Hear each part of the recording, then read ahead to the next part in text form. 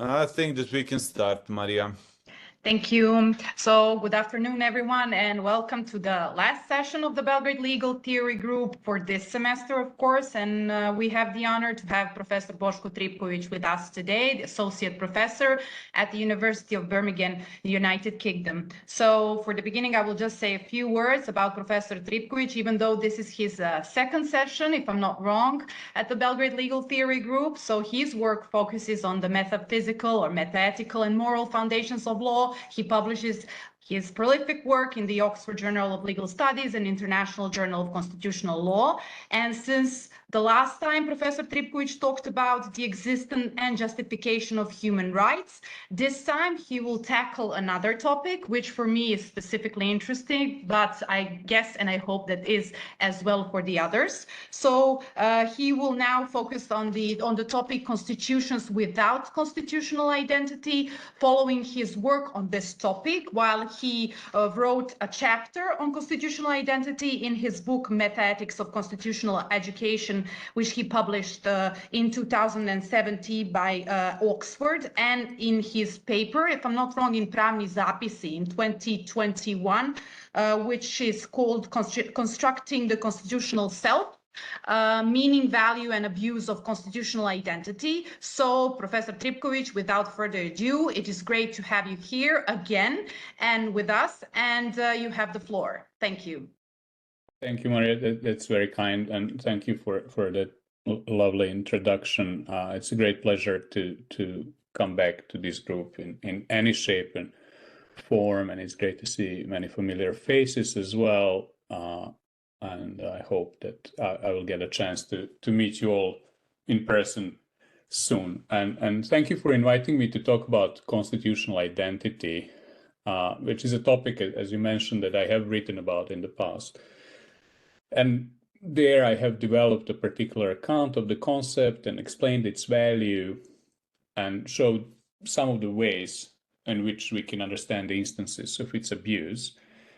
And very roughly, the idea there is that constitutional identity is best understood as a set of deep and authentic normative commitments that exist in a constitutional community in virtue of the fact that such a community is subject to a constitutional form of authority. Yeah. And I will say more about this in a moment, but the framework within which I have analyzed the concept of constitutional identity has so far presupposed that in the system that is examined, there is such a thing as constitutional identity. And then within such a framework of analysis, I have tried to work out the value and possibility of abuse of this concept.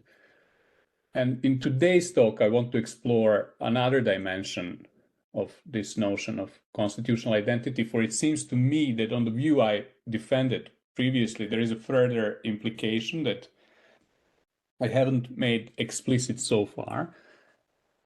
Namely, if this concept of constitutional identity indeed does capture its paradigmatic elements, then it might be the case that some or even many constitutional systems actually do not have constitutional identity at all.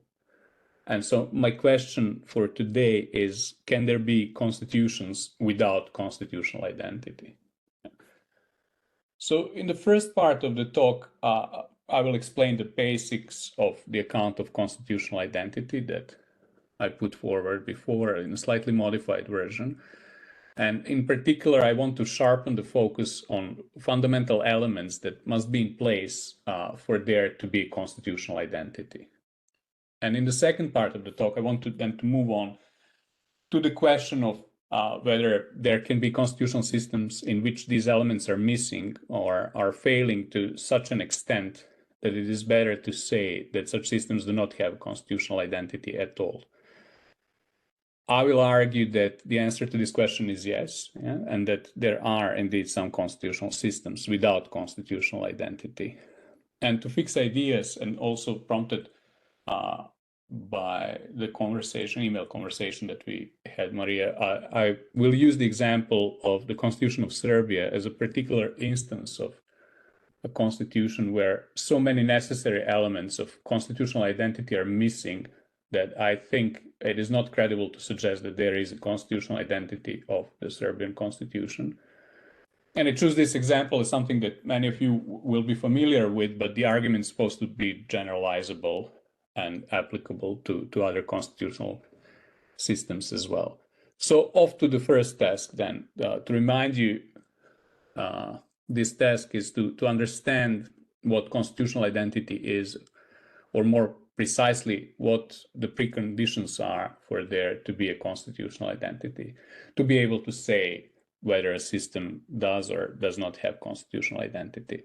So what is constitutional identity? As I mentioned, I have argued elsewhere that the concept of constitutional identity denotes the core normative commitments that arise in a particular community by virtue of the fact that such a community is subject to a constitutional form of authority. And this meaning, I believe, tracks the way that in which the concept has been used, but also captures a family of related terms that are used to express this idea that some features of constitutional framework are valued so highly that they may require a special treatment.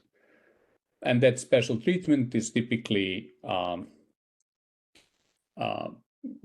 takes the form of certain institutional consequences, such as designating some elements of constitutional framework as being part of constitutional identity, and then blocking, for example, supremacy claims of parallel constitutional orders on that basis, or raising the stakes when it comes to constitutional change, or these norms taking precedence over other provisions and principles of the Constitution in the process of constitutional interpretation, and so on. And so let us look more closely at the key properties of constitutional identity that follow from this understanding. First, it is the idea that constitutional identity incorporates normative commitments that are allegedly ascribable to a constitutional community as a whole. Yeah. The second is that the reference to identity is meant to narrow down the scope of relevant commitments to only those attitudes that are in some sense self-definitional. Yeah. These commitments need to be widely shared and deeply embedded, but they also must be non-trivial in a sense that they need to be connected to the sense of the self of a constitutional community. And third, and perhaps most important, and I will spend some time on this form of identity is supposed to be constitutional. So the normative commitments delineated by the concept of constitutional identity are not just any commitments that happen to obtain in a community at a particular point in time, but they have to arise in virtue of the fact that such a community has a constitution. So to sum up, the normative commitments that can be said to properly belong to the subset of commitments constitutive of constitutional identity are defined both by their quality, such as their depth and wide acceptance, but also by their subject matter, because they pertain to this idea of the Constitution. And what I want to suggest is that we can explain constitutional identity properly only once we appreciate the interaction between the quality, so depth and authenticity of these commitments, and their subject matter, which has to do with the notion of the Constitution. And so my key idea, I suppose, today is to say that it is not plausible to argue that normative commitments allegedly constituting constitutional identity are deep and authentic of a constitutional community as a whole, unless such a community is also subject to certain constitutionalist principles. In other words, we can only be justified in ascribing certain commitments to a constitutional community if there is a form of constitutional authority in place which would allow for such an ascription. So the central thesis is that for the claim about the depth and authenticity of commitments pertaining to constitutional identity to be true, certain conditions pertaining to the type of constitutional authority which is in place must hold as well. And so let me explain, and we can break down this thesis into two basic claims. So my first claim is that some form of identity of a constitutional community is necessary for the constitutional form of authority to arise. The reason for this is that this constitutional form of authority is not free-floating, as it were, in the sense of it only being dependent on some general principles applicable everywhere, but it is an embedded or situated form of normativity which is realized in the context of a particular community. As such, the notion of constitutional authority is partly based on general ideas about justified sources of political authority, and partly based on the contingent fact that such sources are grounded in the practices and attitudes of the members of a political community. And the starting thought here really is that there are many different ways in which political authority may be established in a particular community. The notion of political authority in general involves a set of normative ideas about its justification, including but not limited to consent, coordination, certain associative or communal obligations, the equality of status of all individuals expressed in the ideals of democracy and fundamental rights, for example, and so on.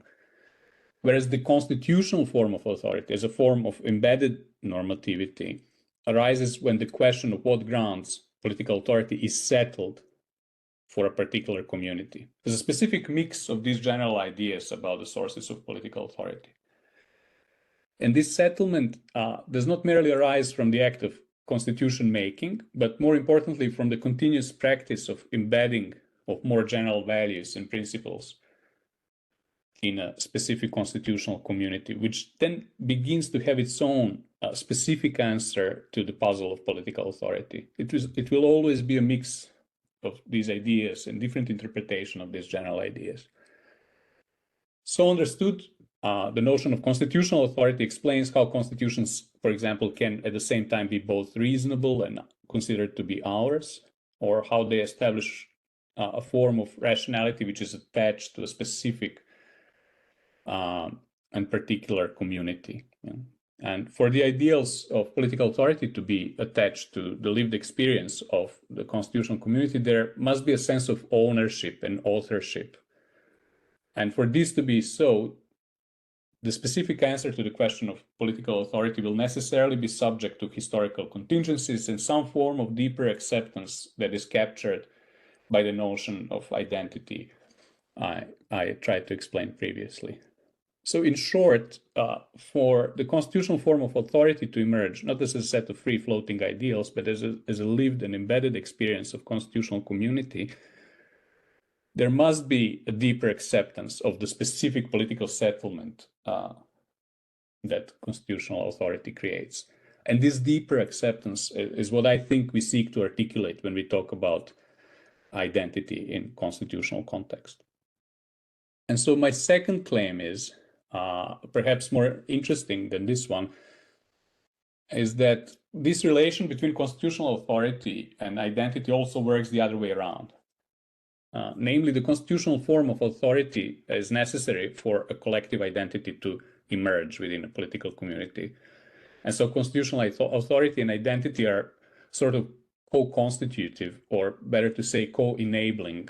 One cannot exist or obtain without the other. Yeah. The key reason for this is the fact that I think it is implausible to claim that a set of normative commitments that is ascribable to a constitutional community as a whole can exist unless also some principles which ground the constitutional form of authority are in place. The principles that normally underpin this notion of constitutional authority, such as the rule of law, protection of minorities, and safeguards guaranteeing fundamental rights, must be observed if an assertion that some normative commitments pertain to the constitutional community as a whole is to be credible, basically. So take, for example, the safeguards against domination over minorities. Yeah. Unless certain principles guaranteeing such safeguards are effectively applied in a constitutional system, it is not plausible to argue that minorities actually participate in this wider notion of constitutional identity in such a system, that they accept this notion and that this notion has any claim of authority over them. Yeah. So if such principles are violated, then there are no grounds upon which the content of constitutional identity can be ascertained. And the collective selfhood that we talked about of constitutional community cannot be imagined, in other words, without constitutionalist values that give traction to that collective selfhood and ensure that the alleged identity is indeed expressive of common evaluative commitments. And this understanding of constitutional identity suggests that general principles such as the rule of law, political and legal checks and balances, and safeguards against domination over minorities are internal requirements of the notion of constitutional identity. While they can be interpreted in a myriad of different ways, they form an equal and arguably more important ground of constitutional identity claims. And so if this is the case, then the states cannot pick and choose which dimension of constitutional identity they would like to protect. They can only use constitutional identity to pursue their constitutional specificities as long as such specificities respect the precepts of legitimate constitutional authority. And so to summarize this idea and these two claims, we can just say that on the one hand, a constitutional form of authority requires the idea of identity which accounts for the embedding and specification of abstract principles enabling political authority to emerge in a particular community. And on the other hand, for any such identity to be formed, some general principles capable of establishing a constitutional form of authority must also be in place to ensure that the basics of constitutional framework are properly embedded in the constitutional culture and that most people identify with it. And so that is why constitutional authority and constitutional identity are co-enabling. One cannot get off the ground without the other, and they also impose significant constraints on each other. So that would be the rough idea against which we may compare different constitutional settlements to determine whether their claims of constitutional identity are plausible. And so coming to the second part of my talk, I want to suggest that it follows from this concept of constitutional identity there are some and perhaps even many systems in which there is no constitutional identity in the proper sense of the term, in the only interesting sense of the term. So if we subscribe to what we may call a surface or thin or a formal conception of constitutional identity, then trivially all constitutional systems have constitutional identity. And they may formally identify the key provisions that are subject to more difficult conditions for constitutional amendment, or they may seek to insulate certain parts of the constitutional framework from external pressure from change. But unless there is this specific dynamic between constitutional authority and constitutional identity, I think it is better to consider such systems as not having constitutional identity at all. And in other words, the bar for successful claims of constitutional identity becomes high on this account, and some systems do not even qualify to make such claims, in my view. As I mentioned, I will use the example of Constitution of Serbia as a test case, so to speak, and as a way to trying to illustrate this more general connection between identity and constitutional authority.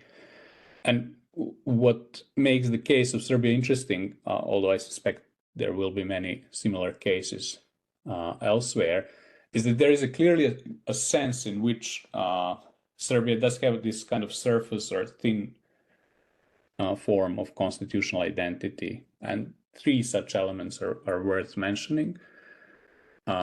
First, whatever we may think of the constitutional referendum by virtue of which it was adopted and the level of free and open debate that preceded it, it is still the fact that the constitution was accepted by the majority of Serbian citizens.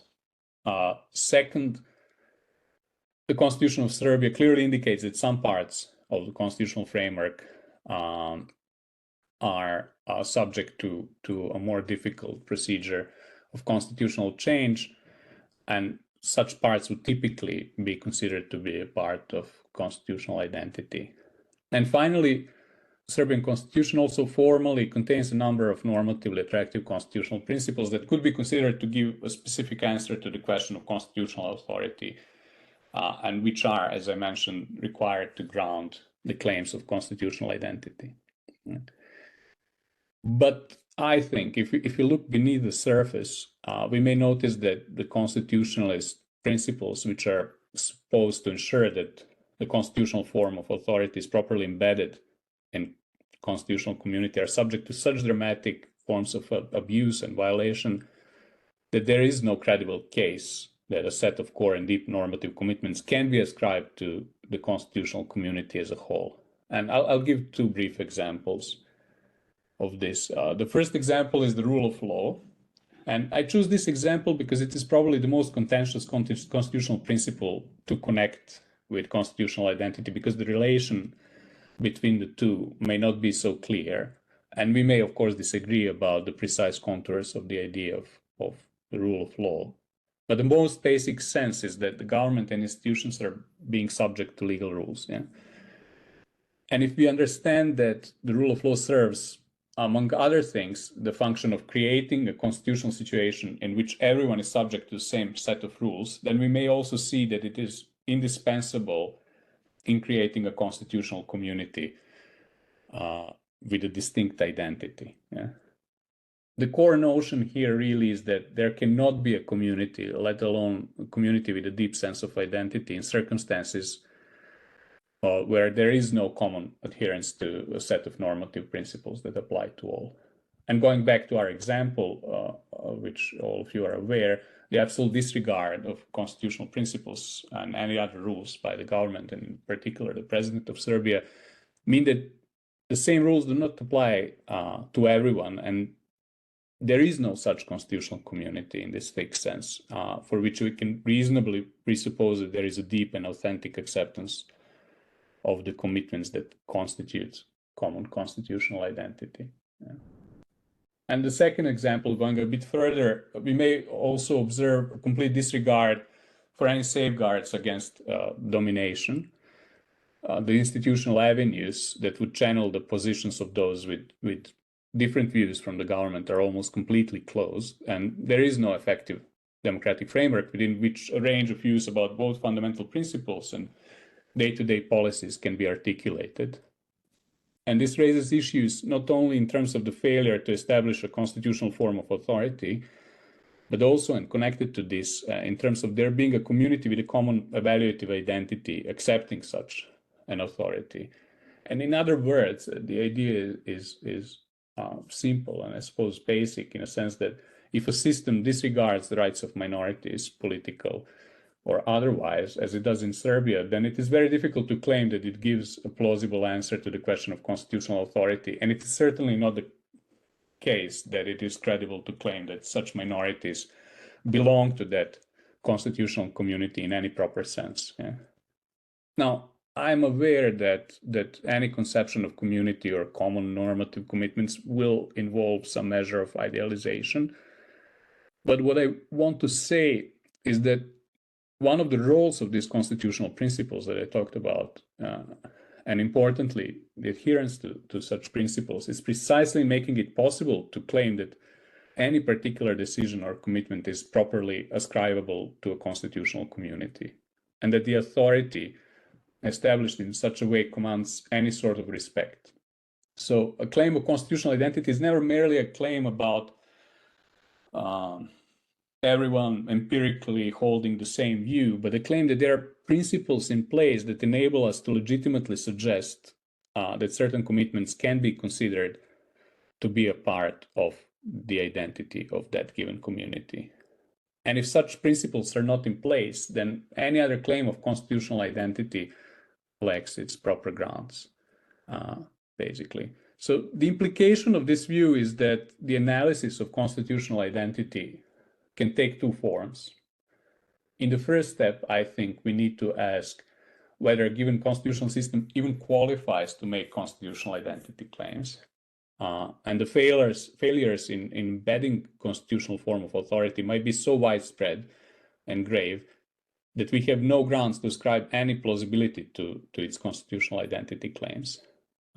Only once it is established, actually, that the constitutional system as such has constitutional identity, we may ask if a particular constitutional identity claim is credible and ask whether it does indeed reflect deep and authentic constitutional norms.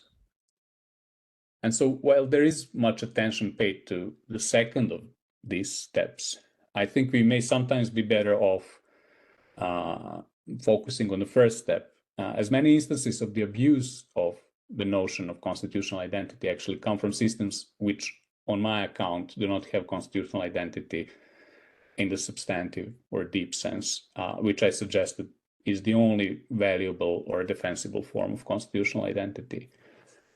In other words, the key message is that the ability to make claims of constitutional identity is not an automatic or necessary feature of all constitutional systems, but it has to be earned somehow.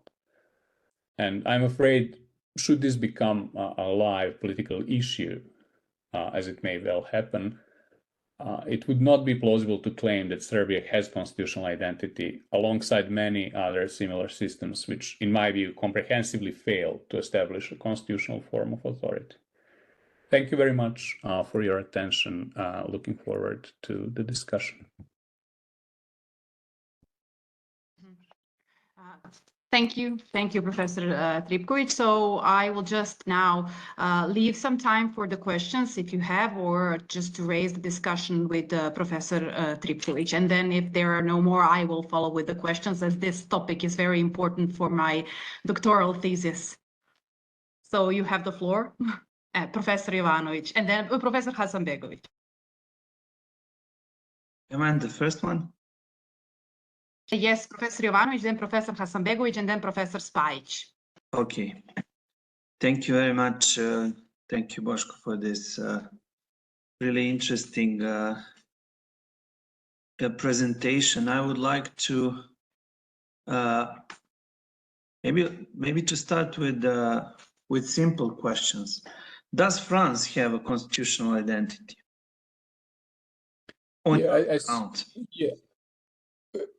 I think, yeah, I mean, I see where you may go with the question. Yeah, I would say yes. And I would maybe just finesse what I said, in that sense that it is always going to be a matter of degree. Yeah?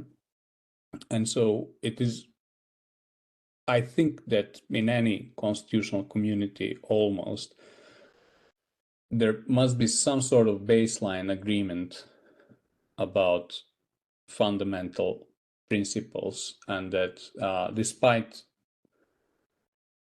disagreement that often occurs, that it always takes place within the framework of that baseline agreement. Yeah?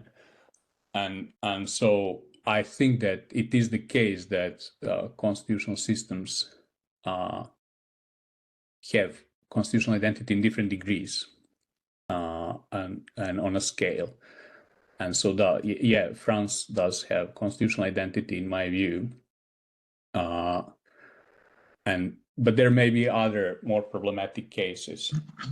But my claim is that the complete failure to establish these kinds of principles amounts to there being no constitutional identity, if that makes sense. Yeah. Yeah, obviously, I was referring to the one of the requirements that you have that concerns the protection of minority. Obviously, there can be different sorts of minorities.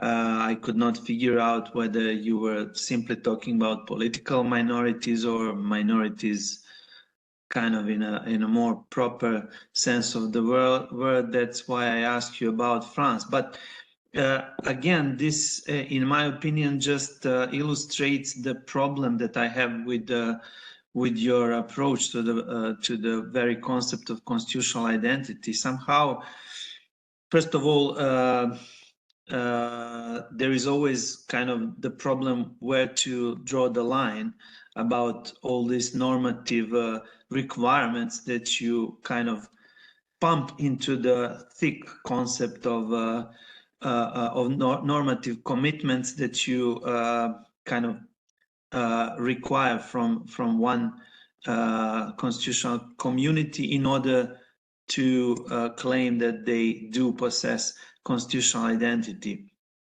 But more more problematically to my mind is the very idea that ascribing some sort of normative requirements to the concept of identity. Concept of identity is obviously imported from, I don't know if you like, from psychology or whatever. It, in its basic terms, it applies to human beings, and rarely would anyone speak about normative requirements in order for one to possess identity at all. So we kind of approach from the perspective that everyone has some sort of identity, but the problem is what constitutes the identity, how identity is shaped, whether it is kind of, you know, like overlapping or and so on and so forth. Is it one-dimensional or not at all? So in that respect, my key question is, why would we need the concept of constitutional identity to address the problems that you are addressing? Basically, the problems that you are addressing, even in the case of Serbia itself, is that we have a problem of kind of simple non-application of constitutional norms, whatever norms we are speaking about. And why would the concept of constitutional identity be helpful in any particular sense as a kind of a hermeneutic or whatever, or heuristic framework for discussing these problems? I think that we are just kind of, and then you also said at the very beginning that when kind of presenting your conception of constitutional identity, that it somehow relies on what is already common within in the scholarly literature. And I must confess that I did not kind of relate it to at least to those conceptions that are mostly used out there, either Gary Jacobson or Michel Rosenfeld's idea of constitutional identity. So yeah, that would also be a question. What is kind of the scholarly concepts or the scholarly literature that you had in mind? And then again, this problem, whether do we really need to address this particular problem? That would be a little bit longer question and observation. Let's start from the back, and so just to clarify, I wasn't referring to scholarly literature. I think that this concept explains how actually constitutional identity has been used in mainly legal and political practice, and that it captures that the way that it has been used. And obviously that's not a claim that I defended at any length, but we can get into the discussion. But that was the key claim that I mentioned. Yeah, I think you're right in a sense that obviously for these kinds of issues, we have perfectly not perfectly refined, but well-refined tools to deal with these sorts of problems and normative ideas, and that constitutional identity doesn't necessarily have to come into play. However, constitutional identity does come into play quite often, and it comes into play in a way which is hugely problematic, because what it sometimes tries to do is to precisely bypass these normative principles that we already have to analyze what's going on, and present it as an alternative framework of analysis within which we can relax some of these criteria or principles that I was talking about. Now that becomes a problem, and I think that it is an advantage of my conception that it undermines those kinds of scenarios or claims by actually showing that you can't have constitutional identity without actually subscribing to these sorts of principles. Now, obviously, Serbia is not maybe an example where this has become very prominent, although it might be, because we see that constitutional identity spreads outside of the initial scope of its use in the European Union, and you have claims about constitutional identity now in the ECHR and so on, so forth. And it might be a matter of time before these kinds of claims will be made. And so I think that this conception that I presented has that advantage of showing how these sorts of claims are to be dealt with. Yeah. And so while we do not need the concept of constitutional identity for that particular purpose, I also think that we do need it to address certain other issues which come from the other side, where you have claims of competing constitutional orders and claims of supremacy, which somehow encroach upon the most basic settlement within particular constitutional communities. And so in these kinds of scenarios, we actually do need constitutional identity, I think. And moreover, it has been widely used. So I think instead of rejecting it completely, I think even for pragmatic reasons, that just wouldn't work, because it's already there and it's happening, and we need to understand it and to analyze it. And then finally, your first question about the vagueness. I think that is right. I think that it's sometimes very difficult to ascertain where the lines are to be drawn. But it is part of the reason why the concept has been used, because we sometimes do need to accept different sort of settlements in different constitutional systems and accept them as legitimate and justified, even if we don't like them. Yeah.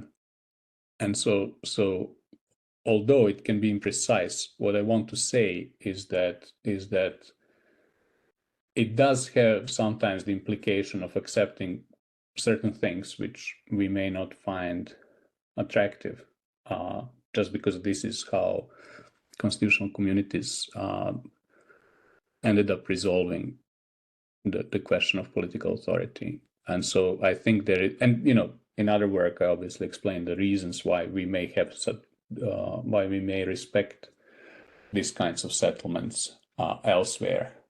So in a sense, I do take your point that it is vague, but it is vague in precisely the same sense as any other principles that we are talking about are vague, and the question of these boundaries is going to rise anywhere. So now we may want to give up on any sort of normative theorizing or try to make steps towards something which resembles something a little bit more concrete. So yeah, that would be my answer. Thank you, Professor Tripković. Now, Professor Hasanbegović. Thank you very much.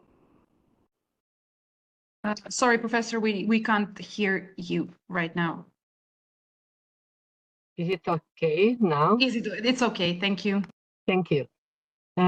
First and foremost, I would like to thank you for your presentation, and to ask you in the same direction as my colleague Miodrag did it. I would say that the first question that comes before the question of constitutional identity is your conception, and more precisely, your concept of constitution. And what is very important for constitutional identity in order to accept what is useful in analyzing constitutional reality of any order, legal order, including Serbian one, is first to identify what the constitution is.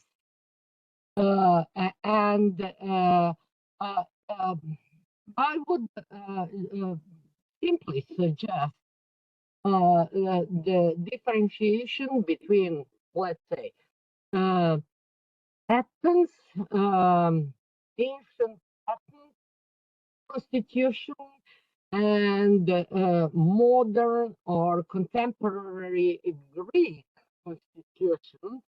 And if you take into account the notion of community, what was once upon a day a community of Athenians, and what is now the idea of belonging to the Greek constitutionality, to Greek community, these are totally different, different realities. And not to speak about Serbian contemporary community or communities, or not to speak about, let's say, Bosnian and Herzegovina or Croatian, if you like it, taking into account those people who were expelled from that community, searching for elementary justice to reach their properties once they had to live for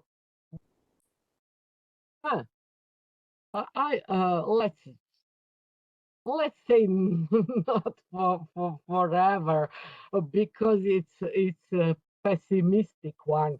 Let's say now Croatia is a part of European Union, so they have a little bit more hope to realize their elementaries and not just fundamental rights, but also their interests, and so on and so on. That's why I would suggest that should start with a clear concept and a clear definition of the Constitution, and especially modern Constitution, and not to suppose that, if I'm correct, maybe totally wrong, maybe you don't suppose that the notion and concept of Constitution presuppose the concept of rule of law. And I had the impression that it is in your concept of constitutional identity that this concept of rule of law is implied. I would say yes, only if we speak about modern democratic constitutions and a constitutional order. But we have in modern times also a lot of different authoritarian and even totalitarian constitutions and constitutional orders. And if you take all this into account, you have to differentiate between different, and that makes us easier to analyze our reality. and if you like, not just contemporary reality, thinking about Serbia in narrow, not normative constitutional sense, but Serbia and Kosovo and so on, but also in trying to understand our, let's say, modern, or simply modern without any additional qualitative. That is to say,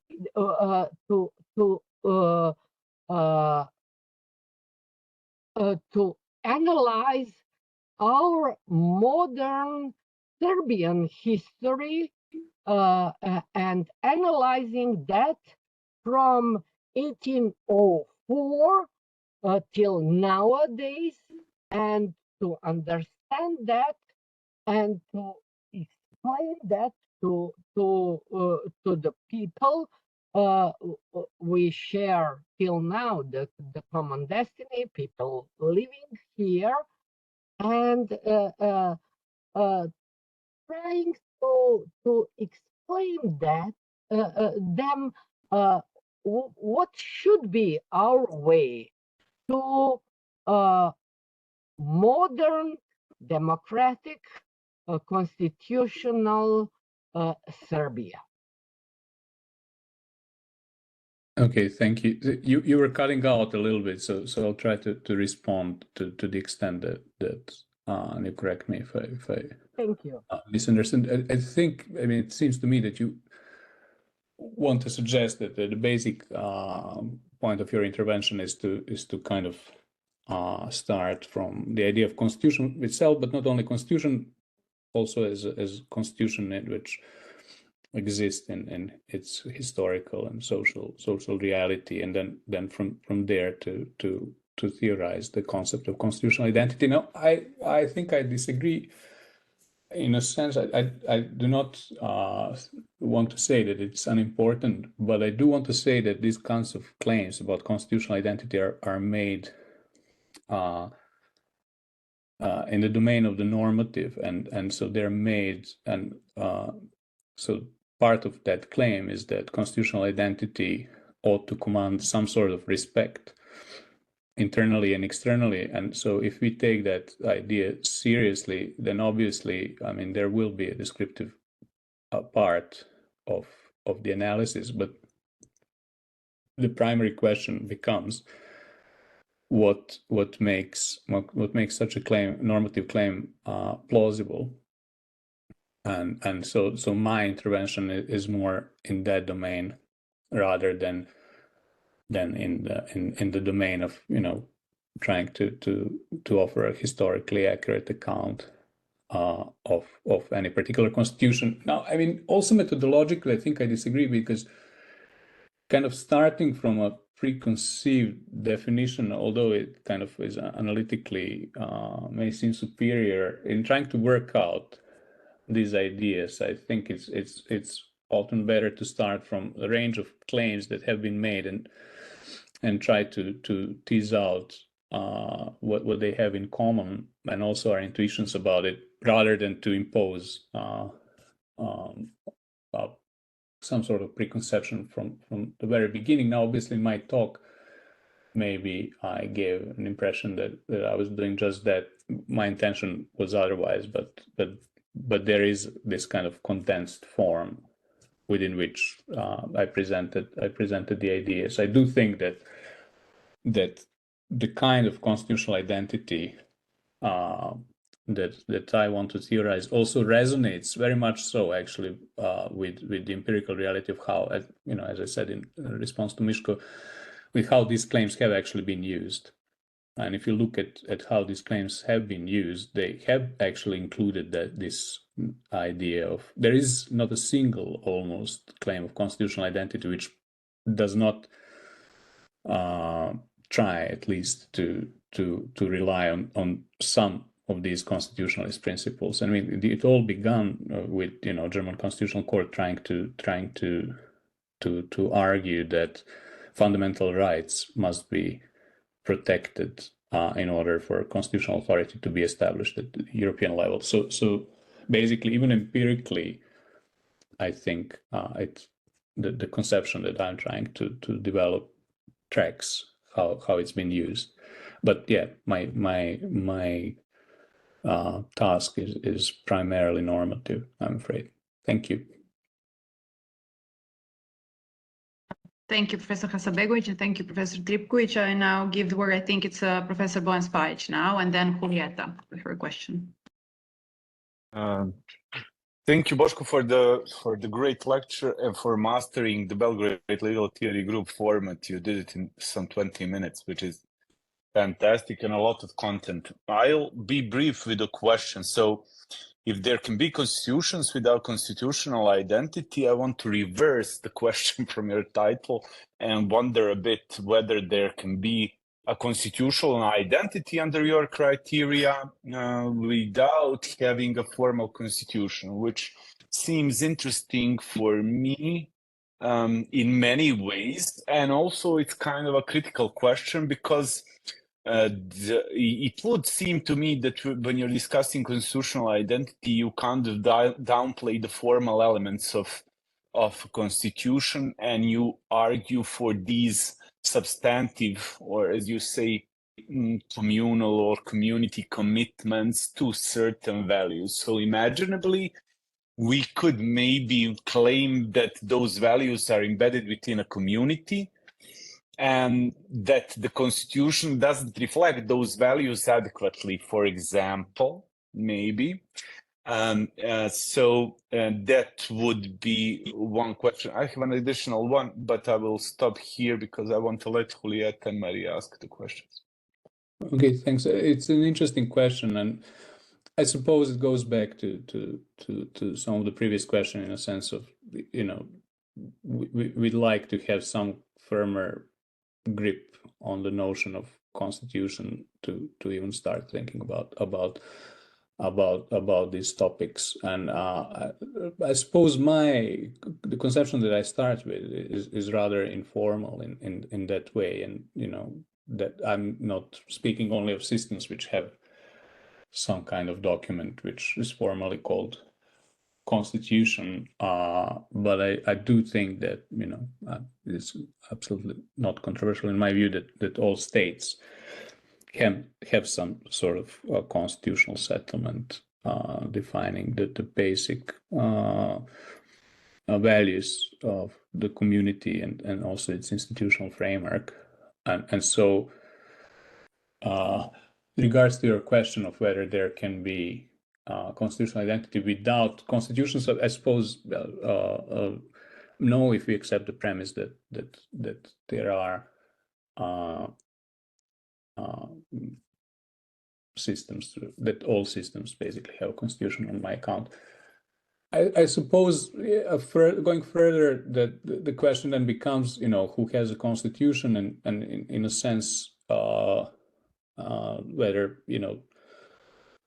golf clubs have constitutions, or more importantly, whether, say, supranational organizations have constitutions. And I suppose my answer would be similarly dissatisfying as my answer to Miško, but it's always a matter of degree. Yeah, that there are certain constitutionalizing tendencies and certain elements of what we may call constitutional framework arising on different layers. And so I do think that there can be constitutional identity of such systems to the extent that they are far further along that path. So, for example, I do think that there is constitutional identity of the EU, even if in a nascent form. And I made this argument some time ago, and then now you also see it in the ECJ judgment that they become alive to that idea that they're not countering claims of constitutional identity of member states only by asserting supremacy, but also about asserting certain fundamental values which exist in the European Union. So in a sense, yes, yeah, I think it's an interesting question. I mean, this was just a kind of off-the-cuff remark to your question, but yeah, I think there can be constitutional identity even in these forms of different settlements which exist outside of the state, and to the extent that they have this kind of fundamental commitment to certain values and institutions, then constitutional identity also will be arising. Yeah. Thank you, sir. Thank you. And now, Julieta, with your question. Well, thank you very much for your presentation, because one of my questions is regarding exactly the concept of constitutional identity, because I come from a very external point of view of this discussion. And the concept of constitutional identity for me was only in the middle of questions about whether a constitution that has been reformed is the same constitution. So in this sense, I was surprised about this idea of constitutional identity to be being used in these other discussions. So one of my questions would be exactly what does your concept of constitutional identity come to resolve? In the sense of, I think that in your exposition, I came with problems of legitimacy of the constitutions of constitutional settlements, problems of legitimacy of the imposition of coercion, problems of continuity of legal orders after reforms. So what are the problems that these can, this is my first question. And the second question would be regarding these court normative commitments. My question would be to what exactly? In the sense of to some principles, to the identification of these principles, how do you come to the identification of these principles that constitute these baselines that you talked about? Are you thinking about something, I don't know, the original position of roles? Are you thinking more in an empirical way, trying to gauge in a certain society what is the case in that society?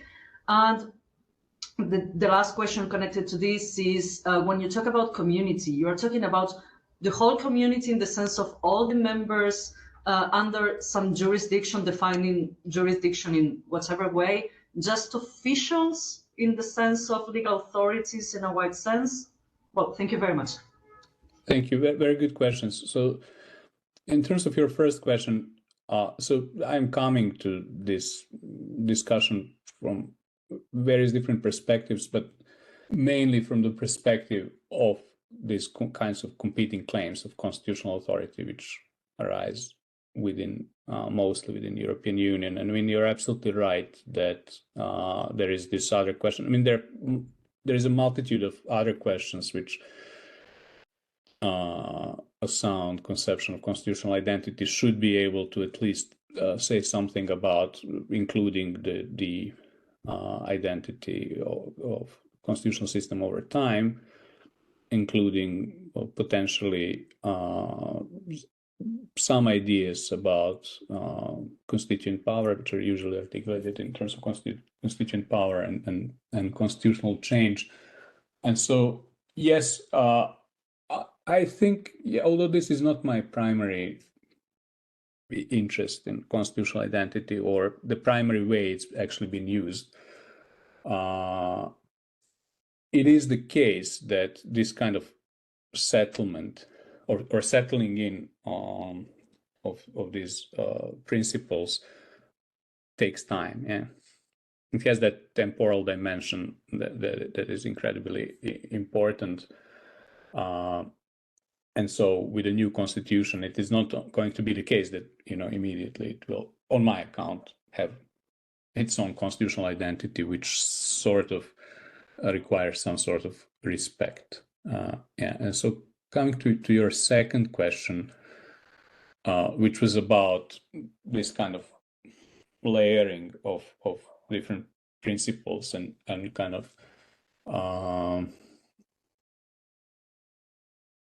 concretization of these principles. So this is really my focus. Yeah. So how these abstract principles settle in within certain communities and what sort of respect we ought to pay to that settlement. Yeah.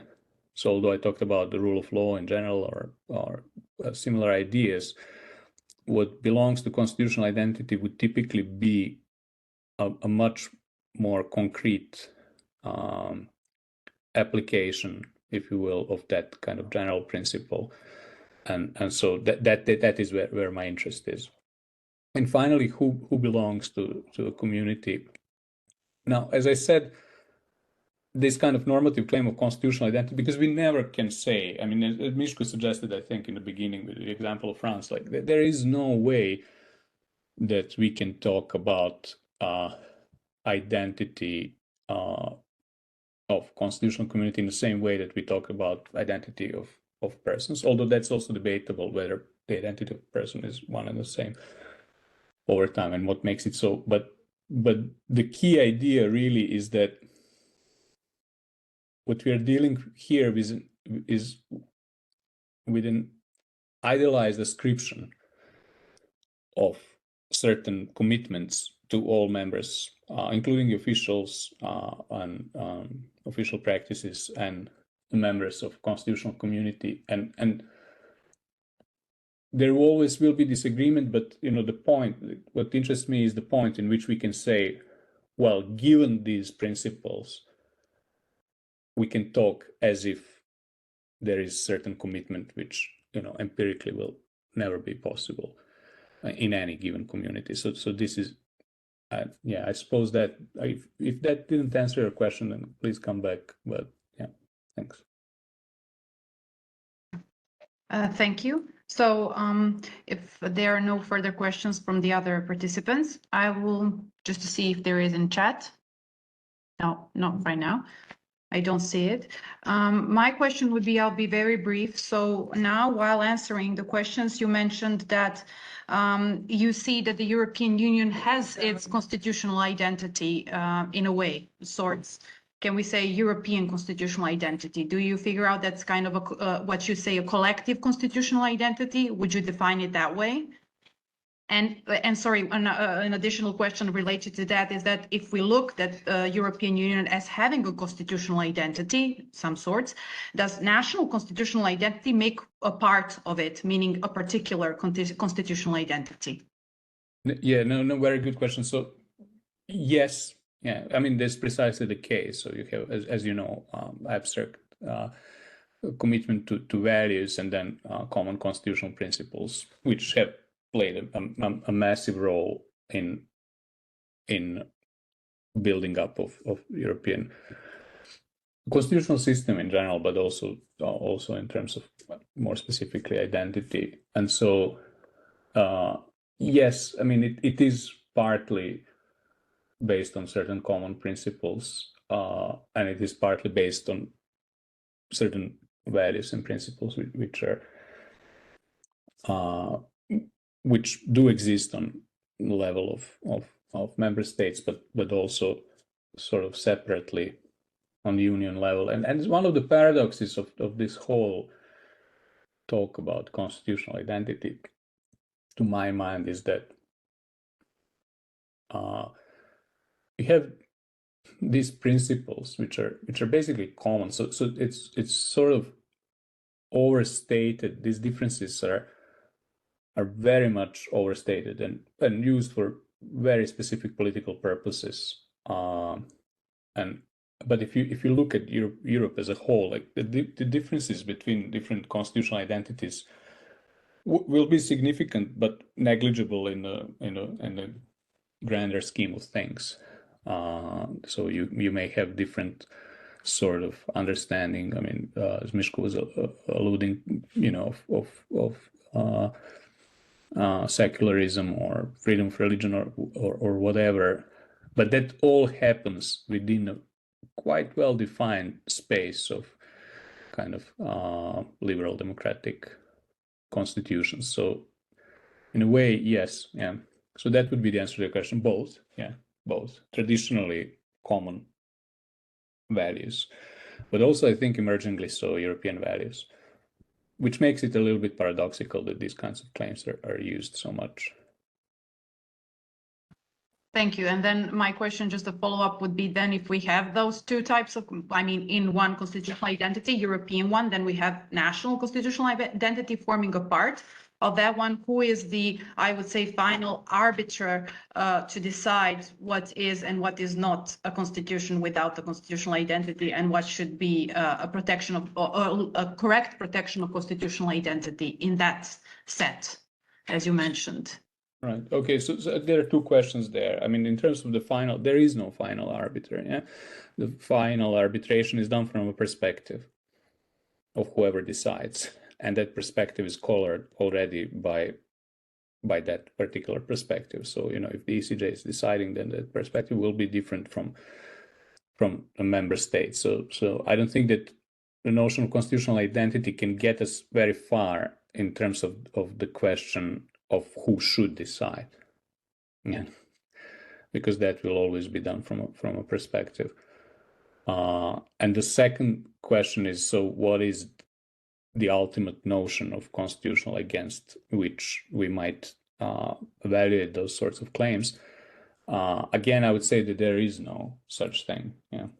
So it's always, I mean, to my mind, maybe I'm completely wrong, but to my mind, it's always done from a perspective of a particular actor in a particular institutional system who is already embedded in a sort of framework, evaluative framework of that constitutional system. So yeah, I don't think there is a final answer, and in a sense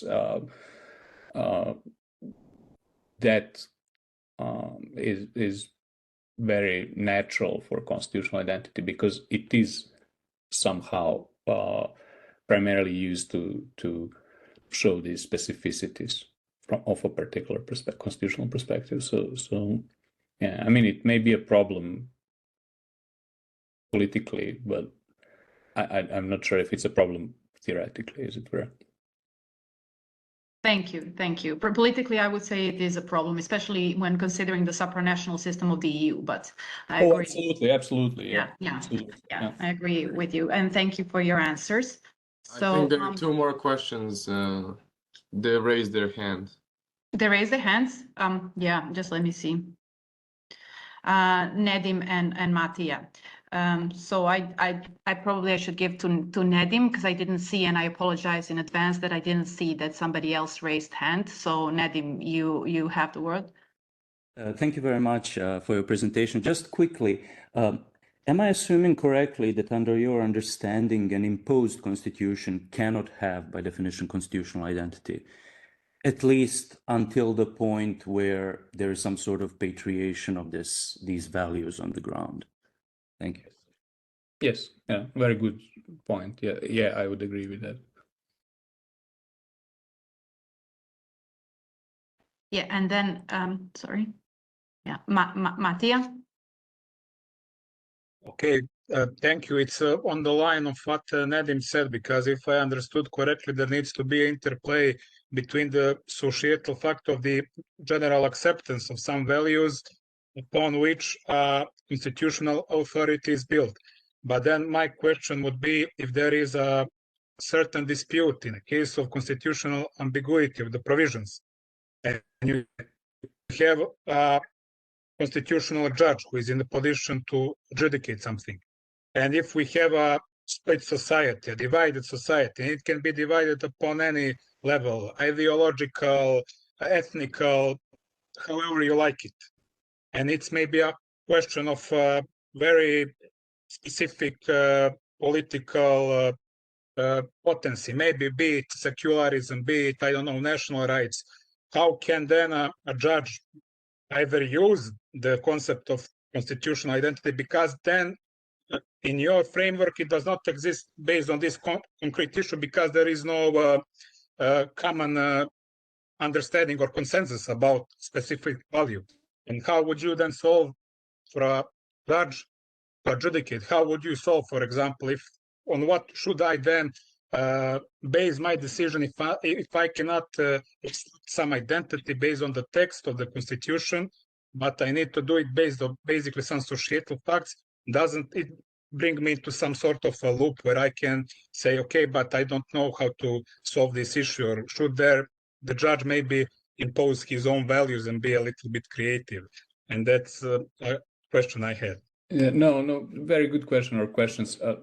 In a sense, I suppose the presupposition of all of this is that not all problems will be solved or should be solved by constitutional identity. So that constitutional identity, on my account, does not consume the whole constitutional space. And it, so my interest is to understand when it is already used, if it's justified to use it. And obviously, any sorts of scenarios of the sort that you describe would be a sort of a red flag to me to rely on that sort of notion. And I suppose maybe I should have said immediately that, so my idea, or I suppose the outcome of what I want to say would be to greatly reduce the scope of credible application of this notion rather than expand it. So it might have seemed that I am very much in favor of constitutional identity. I do think it has some value, but I think it really needs to be put in its proper place, which is very small. And in response to Maria's question also, if it's properly understood, then these differences become much less pronounced. So in these types of scenarios, I would very much caution against the use of the concept. And so, but there's, one thing that kind of got me thinking that you said, and again, this was a common theme in many questions, is whether there is constitutional identity anywhere, yeah? Because all states basically are based on violence and domination, and that's just in their nature or ontology, if you will. And so, yes, I think that is correct, and that is why my kind of primary goal is to try to situate really this concept and put it in its proper place, and understand the preconditions for its use, and when they. So the other article that Maria was mentioning, where I suggest that it should really be kind of scaled down from what it has become, and against certain people who say that we should totally get rid of it. I don't think that's politically possible, and that even that something of value would be lost if we don't have that concept. But obviously, there is a great danger of its abuse, and so if we think that danger is so grave that we should stop using it, I can relate to that argument. I don't agree with it, but I can relate to it, and the kinds of scenarios that you describe are precisely one of the reasons why we might want to do that. But my primary answer to you is, well, not all issues will be resolved on the basis of constitutional identity, yeah, and shouldn't be. Yeah. Thank you. Thank you, Professor Tripković. And yes, I agree with you in a way that, this article uses and abuses of the constitutional identity, which you also mentioned. So it should be done in a cautionate way. So if there are no further questions, I would like to thank you very much for your time, and for also being for the second time part of Belgrade Legal Theory Group, and for having the time not only to lecture, but also to answer all our questions and participate in the discussion. And I look forward, of course, for your next lecture and next form of cooperation that we will have together. Thank you very much. And thank you to all the participants. Thank you so much for having me. It's a great pleasure. It's a great discussion. And obviously, I mean, as you probably noticed, this is just a little bit of thinking out loud about these sorts of issues, and all the interventions were incredibly helpful in that way. And I think that, I mean, I suppose my main take-home lesson would be to start from where I'm coming from and what kind of problem I want to solve, and to say what the ultimate significance of this sort of notion of constitutional identity would be in practical terms, because that, I think, is kind of crucial, because I sometimes come appear as a big promoter of constitutional identity, but that's only in the context of everyone else hating it. And I think that there are some reasons to not hate it, but to be very cautious about it. Yeah. So thank you so much. Yeah. Thank you once again, and thank you all participants of this last session of the Belgrade Legal Theory Group that is officially now closed. Thank you and bye. Thank you.